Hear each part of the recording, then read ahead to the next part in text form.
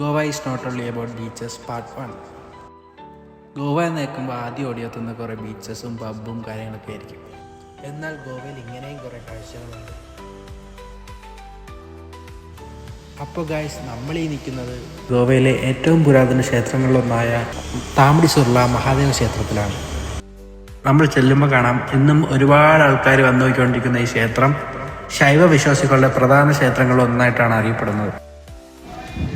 കുറേ ബീച്ചുകളും ക്യാസിനോകളും പബ്ബുകളും പോർച്ചുഗീസുകാർ പണിത് വെച്ചിട്ട് പോയ കുറേ ബിൽഡിങ് മാത്രമല്ല ഗായ്സ്, സ്ഥിരം സഞ്ചാരികളിൽ നിന്നും അകന്നു നിൽക്കുന്ന ഇതുപോലുള്ള ഒട്ടേറെ കാഴ്ചകൾ ഗോവയ്ക്കുണ്ട്.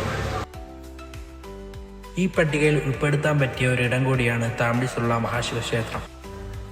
കാടിനുള്ളിൽ വെള്ളച്ചാട്ടത്തിനടുത്തായിട്ടാണ് ഈ ക്ഷേത്രം സ്ഥിതി ചെയ്യുന്നത്. നമ്മൾ പോയത് ഉച്ച സമയത്തായിട്ട് പോലും ഒരുപാട് ആളുകൾ ഇങ്ങോട്ടേക്ക് വരുന്നുണ്ടായിരുന്നു.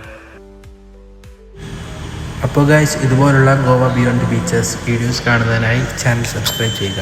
Okay, by.